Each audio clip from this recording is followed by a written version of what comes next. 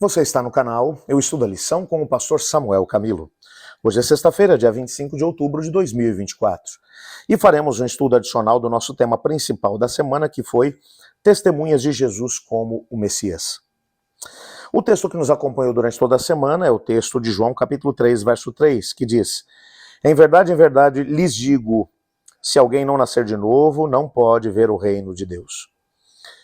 Bem, nosso guia de estudos vai trazer aqui pelo menos 3 parágrafos do livro Desejar a Todas as Nações, nas páginas 130 e 131.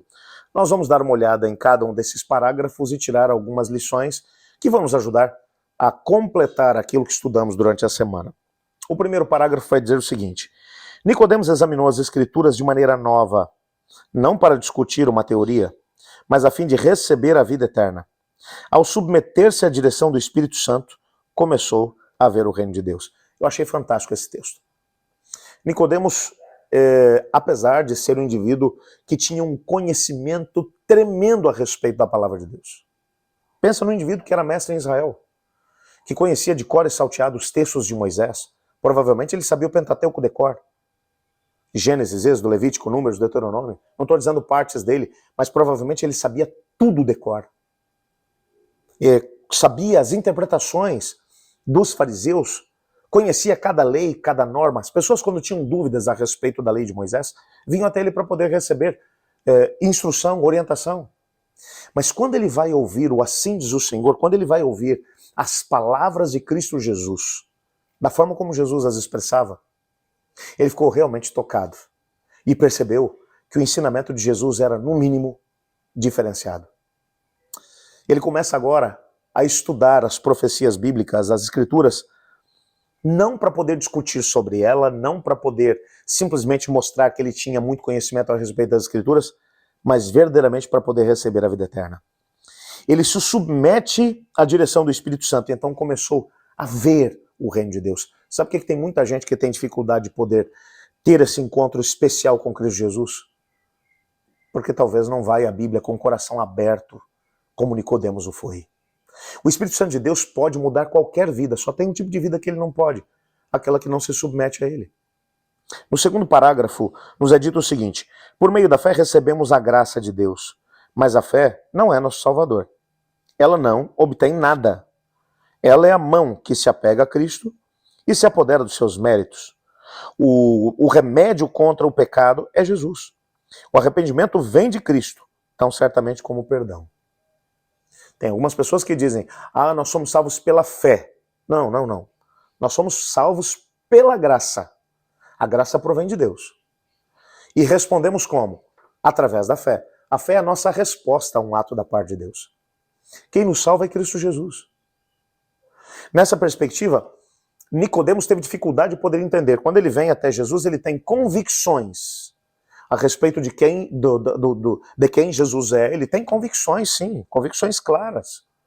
Ele sabe que Jesus é alguém que vem da parte de Deus, que os seus ensinamentos são bíblicos. Ele sabe que os sinais que Jesus opera, só alguém que vem da parte de Deus pode operar. Ele está pronto para discutir teologia com Jesus, e Jesus não discute com ele. Jesus fala sobre nascer de novo.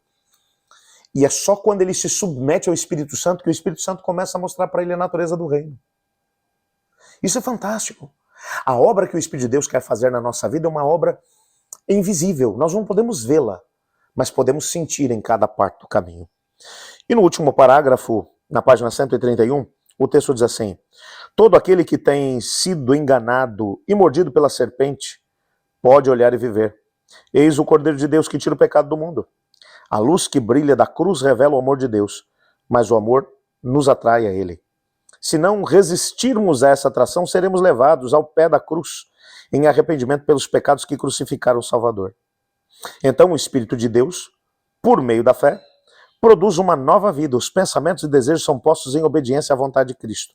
O coração e a mente são novamente criados à imagem daquele que age em nós para sujeitar a si mesmo todas as coisas. Então a lei de Deus é escrita na mente e no coração. E podemos dizer com Cristo: agrada-me fazer a tua vontade, ó Deus meu. É interessante a forma como Ellen White se expressa aqui. Ela está falando da frase de Jesus, quando Jesus vai dizer para Nicodemos: assim como a serpente foi levantada no deserto, importa que o Filho do Homem seja levantado, para que todo aquele que nele crê não pereça, mas tenha a vida eterna. Ele vai se referir àquele episódio quando as serpentes mortais começaram a picar os israelitas quando eles estavam em rebelião contra Deus no deserto. E eles começaram a morrer, a centenas. Então Moisés vem até o Senhor e diz: Senhor, o que podemos fazer para poder salvar esse povo? E Deus vai dizer: faça uma serpente de bronze. A serpente não será poderosa, ela representa o Messias, que viria em forma de pecado, viria em forma dos pecadores, para poder salvar as pessoas e quem olhasse para ele, apesar dele não ter aparência nem formosura em si mesmo, poderia alcançar a vida eterna. É sobre isso que ela está falando, e ela vai mencionar que quando o indivíduo vai a Cristo Jesus e olha para o Cristo crucificado, ressurreto, prestes a vir, doador de vida e liberdade a todos aqueles que nele creem, e crê no Senhor Jesus, então a graça de Cristo salva imediatamente o pecador. E agora um processo começa, porque Cristo Jesus nos leva até o Pai nos adota como filhos, e diz ao Espírito Santo: agora você pode morar dentro desse indivíduo, e o Espírito Santo passa a viver dentro de nós, escrevendo a sua lei, a lei de Deus, no nosso coração e na nossa mente. E então uma mudança começa a acontecer na vida do indivíduo de dentro para fora. Esse é o processo da salvação.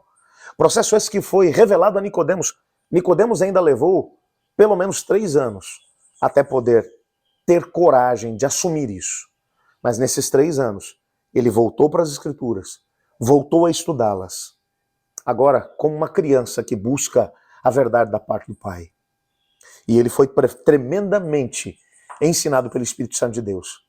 Entendeu aquilo que é a natureza do reino de Deus e se entregou a Cristo. Ainda que foi quando o momento em que Cristo havia sido levantado na cruz do Calvário. Mas Ellen White ainda vai mencionar que Nicodemos gastou os últimos anos da sua vida tanto pregando o Evangelho de Cristo Jesus, como também patrocinando as primeiras viagens missionárias e ao mesmo tempo patrocinando a própria igreja. Nicodemos, no tempo certo, acabou tomando uma decisão ao lado de Jesus, porque ele se permitiu passar por esse processo que Jesus havia mencionado ele logo no começo do seu ministério.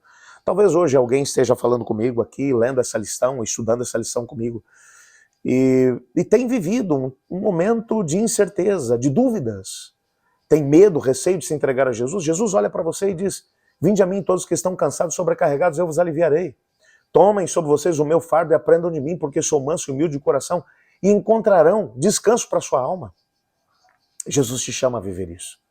Não tenha medo, jogue-se nos braços do Senhor. Uma das coisas que eu aprendi demais com meu filho Emanuel tem hoje 14 anos, tem síndrome de Down, e desde muito pequeno ele demonstrou uma credibilidade muito grande em mim, enquanto pai. Eu confesso que isso me assustou um pouco. O Emanuel não era meu primeiro filho, eu já tinha a Carolina.